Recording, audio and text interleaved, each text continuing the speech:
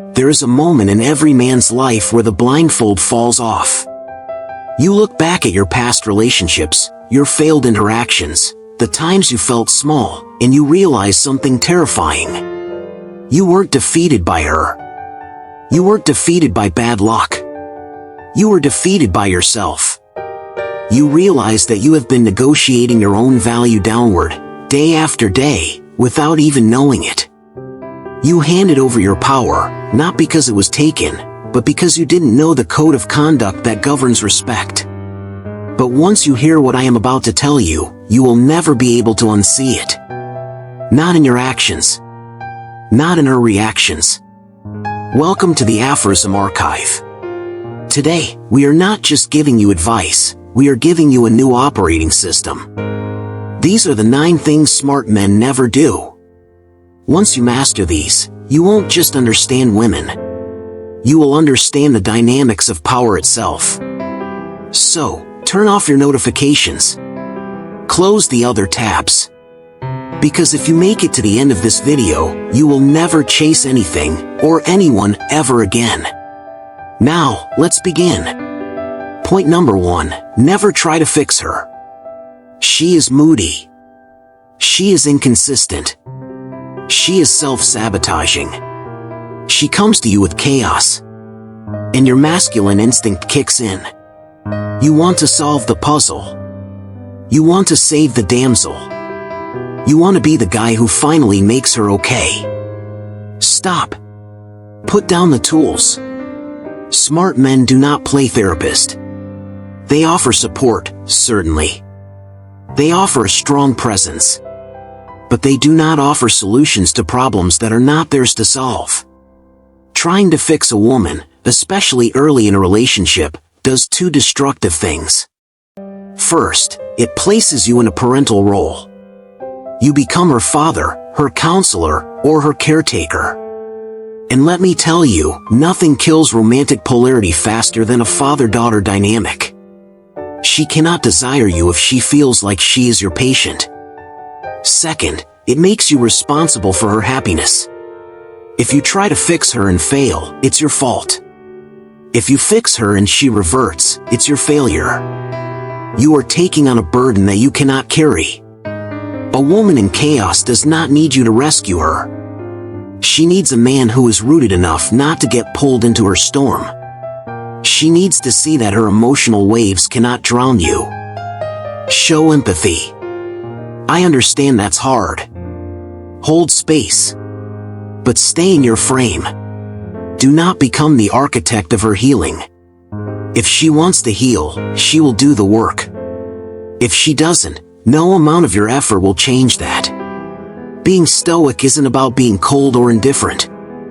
It is about being crystal clear on what is yours to control and what is not. Her internal world is not your territory to conquer. Point number 2, never explain yourself too much. Let's paint a picture. You send a text. You're late.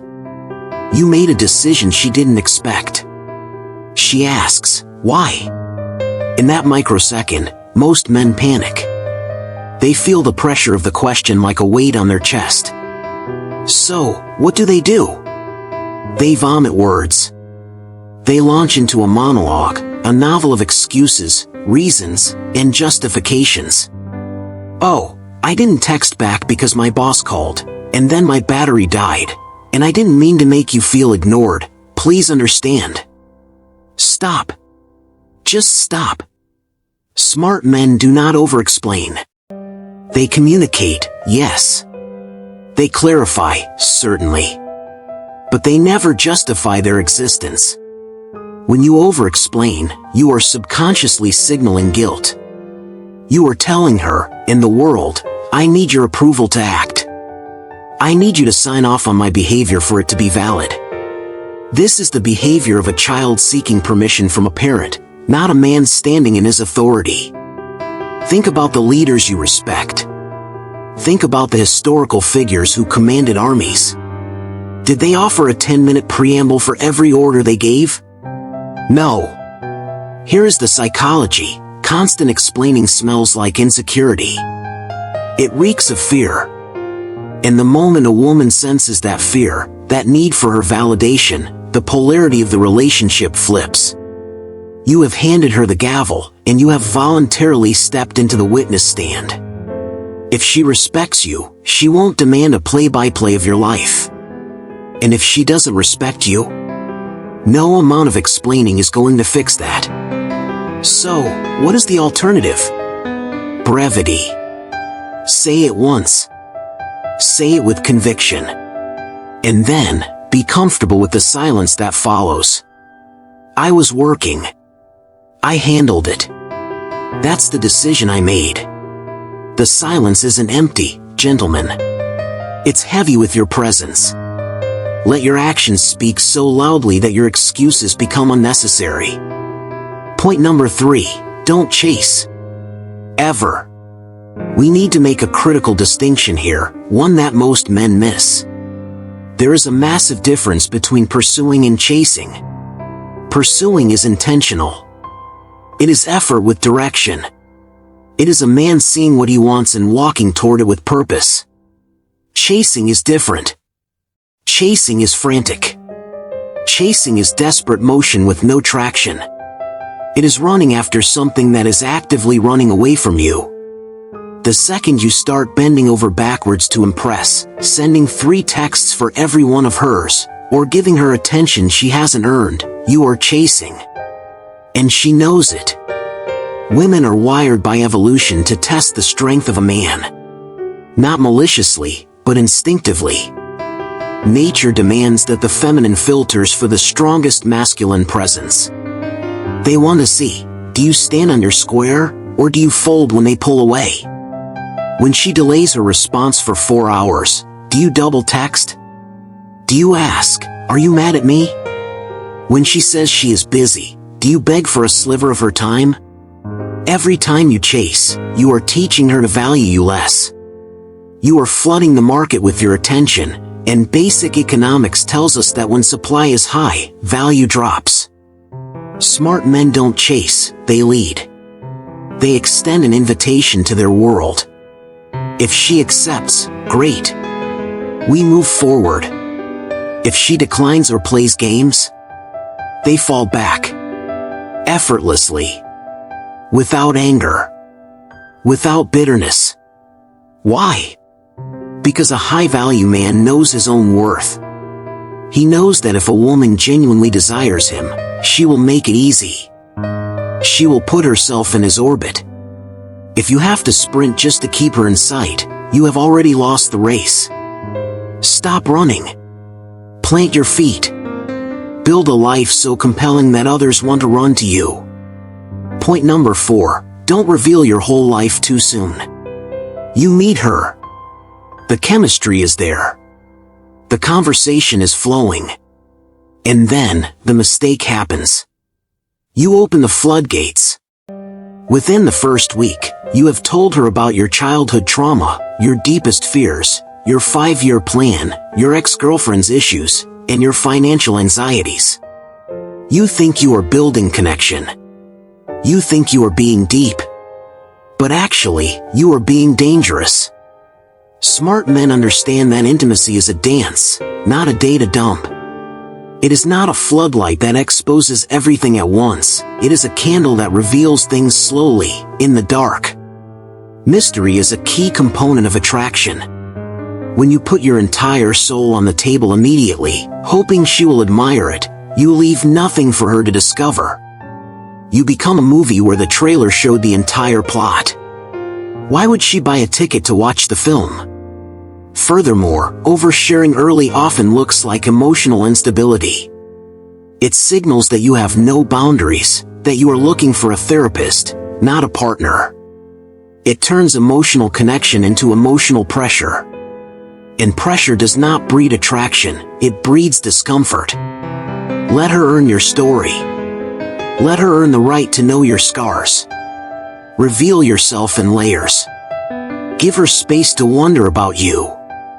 Give her space to ask her friends, what do you think he meant by that? The less you reveal at once, the more weight your words carry when you finally speak. Be a book that she has to read chapter by chapter, not a flyer handed out on the street corner. Point number 5. Don't neglect your purpose for her. This is the silent killer of relationships. It happens slowly. You meet someone amazing. The dopamine is high. You start spending every weekend with her. And little by little, the gym sessions drop off. The hours you spent building your business get replaced by brunch. Your reading habit disappears. Your time with your brothers, your network, shrinks. Suddenly, your world revolves around her. You think this is romantic. You think this shows commitment. But here's the tragic irony. She didn't ask for that. And even if she says she wants all your time, deep down, her biology loses respect for you when you give it to her. A woman wants to be invited into your adventure. She does not want to become the adventure.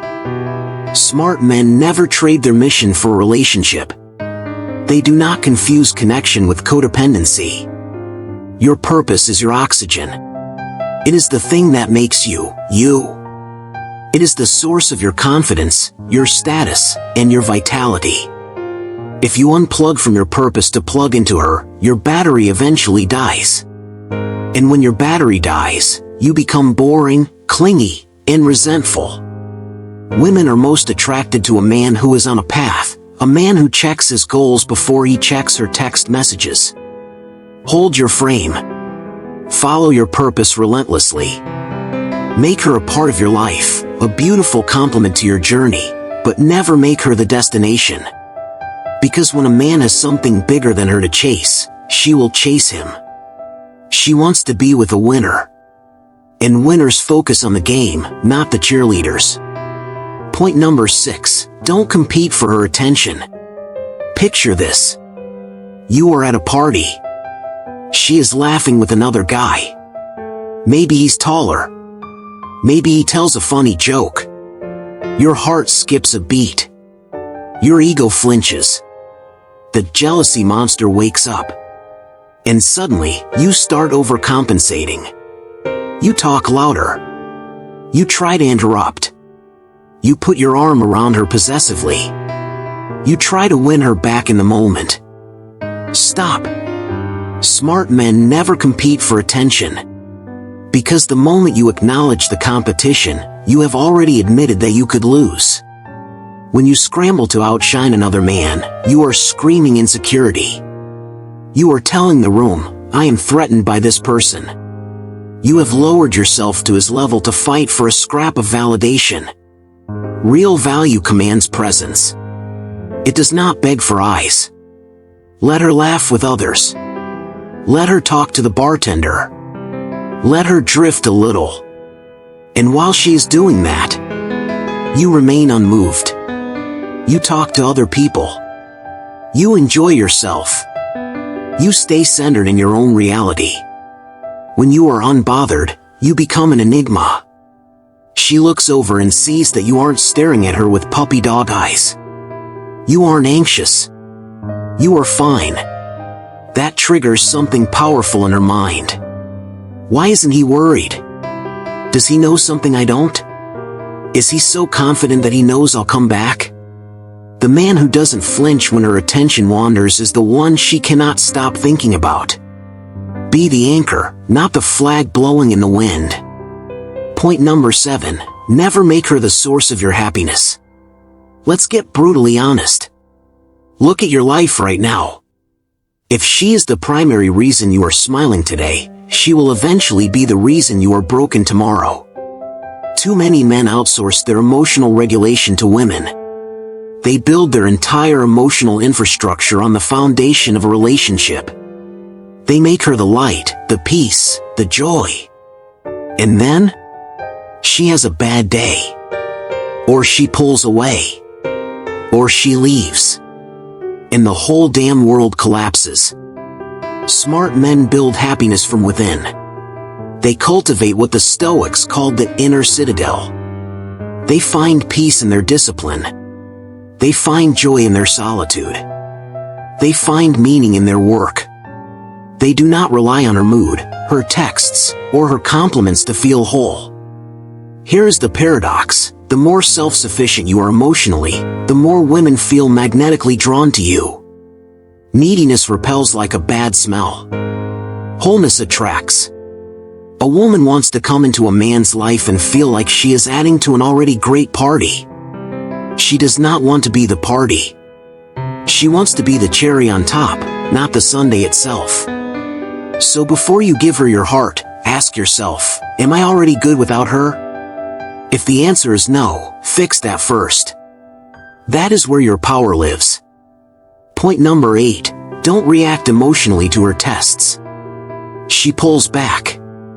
She acts cold for no reason. She questions your ambition. She makes a sarcastic comment about your shirt. You get triggered. You snap. You get defensive. You start an argument. You failed. You failed the test because that is exactly what it was. A test. Now, don't misunderstand me. Women don't usually sit down with a clipboard and plan to test you. It is subconscious. It is biological. She needs to know, is this man safe? Is he strong? Can he handle the weight of the world? If a little sarcastic comment from her can shatter your emotional state, how are you going to handle a crisis? How are you going to handle war, poverty, or sickness? When you react emotionally, you show her that she has control over your state. You show her that your frame is weak. Smart men do not react, they observe. They breathe. They respond only when necessary, and always with control. When she tries to push your buttons, do not explode. Laugh. Smile. Agree and amplify. Or simply ignore it. Use humor as a shield. That's a cute opinion. You're feisty today. It is not about winning the argument. It is about showing her that her emotional chaotic waves cannot move your mountain. When she realizes she cannot rattle you, she feels safe. And when a woman feels safe, she opens up to you. Point number 9, never apologize for your standards. We live in a world that tries to shame men for having requirements. You want loyalty? They call you insecure. You want femininity? They call you old-fashioned. You want peace instead of drama? They call you boring or emotionally unavailable. Do not listen to the noise. Smart men never apologize for their standards. Your standards are the walls of your kingdom. If you lower them, you let the enemy in. If you lower them to accommodate a woman, you are telling her that your self-respect is negotiable. And if your self-respect is for sale, she won't buy it. Real men hold the line. You don't have to be a tyrant. You don't have to be mean. But you must be firm. I don't tolerate disrespect. I don't date women who play games. I prioritize peace in my life. Say these things without guilt. If she meets the standards, amazing. If she doesn't, you walk away. Calmly. Clearly. Without resentment. Because your peace is sacred. And the right woman, the woman who is actually worthy of you, will not be intimidated by your standards. She will be inspired by them. She will see a man who values himself, and she will want to rise to meet him there. These 9 points are not just rules for dating. They are rules for living. A man who explains less, who doesn't chase, who keeps his mystery, who focuses on his purpose, who protects his happiness, who remains calm in the storm, and who holds his standards. That man is dangerous. Not because he is violent, but because he is free. He is free from the manipulation. He is free from the desperate need for validation. He is free to choose. And when you are free, you don't have to worry about getting the girl. You become the prize. And the prize never chases the winner. If you want to go deeper, if you want to understand the exact psychological triggers that create this level of magnetism, don't forget to grab your copy of The Dynamics of Desire. It's free, it's in the description, and it's the manual they should have given you in school. If you made it this far, you are part of the 1%. Most men clicked off 3 minutes ago to go watch a cat video. But you are still here. That tells me you are serious. So, prove it. Go to the comments and write one phrase, "I do not chase." Carve it into your mind. Let it be your new mantra. This is the Aphorism Archive. We don't just survive. We ascend. Hit that subscribe button if you want to join the brotherhood. I'll see you in the next one.